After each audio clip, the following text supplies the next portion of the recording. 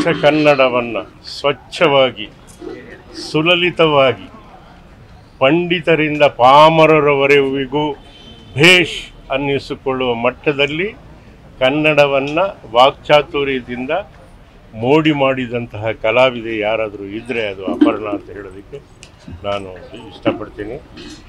ಜೊತೆಗೆ ಇನ್ನೊಂದು ವಿಷಯನ ಸ್ಮರಿಸ್ಕೊಳ್ಳೋದಕ್ಕೆ ಇಷ್ಟಪಡ್ತೀನಿ. ನಾರಾಯಣ ಸ್ವಾಮಿಯವರ ಮಗಳು ಪತ್ರಕರ್ತರವರು ಯಾರ ಕೈಲಿ ಸಿಕ್ಕಿದ್ರು, ಎಲ್ಲಿ ತೇರ್ಗಡೆ ಆದರು ಅನ್ನೋದು ಬಹಳ ಮುಖ್ಯವಾದ ವಿಷಯ.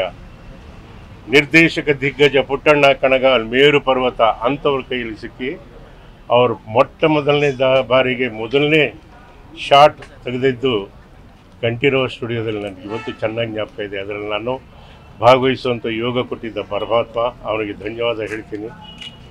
ಕನ್ನಡದ ಸರ್ವಶ್ರೇಷ್ಠ ತಾರೆ ಜಯಂತಿಯವರಿದ್ದರು, ಮತ್ತು ಅಂಬರೀಷ್ ಅವರಿದ್ದರು. ಅವ್ರ ಜೊತೆ ನಮ್ಮ ಜೊತೆ ಮಾಡುವಂಥದ್ದು ಬಹಳ ಮುಖ್ಯವಾದ. ಇನ್ನೊಂದು ವಿಷಯ ಗಮನಿಸಬೇಕು ಅಂದರೆ, ಚಿತ್ರರಂಗದಲ್ಲಿ ಸ್ಲೋ ಮೋಷನ್ ತಂದವರು ಮತ್ತು ಪ್ರಪ್ರಥಮ ಬಾರಿಗೆ ಸ್ಟಡಿ ಕ್ಯಾಮ್ರಾವನ್ನು ತಂದವರು ಪುಟ್ಟಣ್ಣ ಕಣಗಾಲ್ ಅಂತ ಧೈರ್ಯವಾಗಿ ಹೇಳ್ತೀನಿ. ಅದರ ಕ್ಯಾಮ್ರಾಮನ್ ಮಾಡಿದವರು ರಾಜೀವ್ ಮೆನನ್ ಅಂತ ನಿಮಗೆಲ್ಲ ಗೊತ್ತಿರ್ಬೋದು. ಹಾಗಾಗಿ ಅದರಲ್ಲಿ ಅಭಿನಯಿಸಿದ್ವಿ. ಅಪರ್ಣ ಮಗು ಇವತ್ತು ನಾವು ಕಳ್ಕೊಂಡಿದ್ದೀವಿ.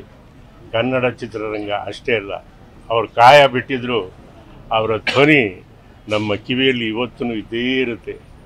ಯಾರು ಮೆಟ್ರೋದಲ್ಲಿ ಪ್ರಯಾಣ ಮಾಡ್ತಾರೆ ಅವ್ರಿಗೆಲ್ಲರಿಗೂ ಚಿರಪರಿಚಿತರಾಗ್ತಾಳೆ, ಸದಾ ಅವರು ಹೃದಯದಲ್ಲಿ ನಿಲ್ಲಿಸುತ್ತಾಳೆ. ಅಷ್ಟೇ. ನಮಸ್ಕಾರ. ಜಿ ಕನ್ನಡ ನ್ಯೂಸ್ ಈಗ ನಿಮ್ಮ ಮನೆಯಲ್ಲೇ ನೋಡಿ. ಎಲ್ಲ ಕೇಬಲ್ಗಳಲ್ಲಿ ಈಗ ಲಭ್ಯ.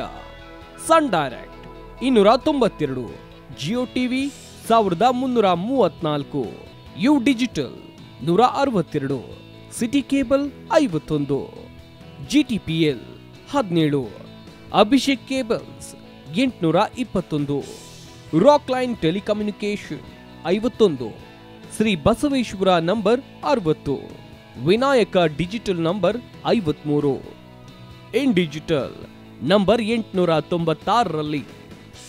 ನಿಮ್ಮಿಸ್ತದ ಜಿ ಕನ್ನಡ ನ್ಯೂಸ್ ನೋಡಿ ಆನಂದಿಸಿ.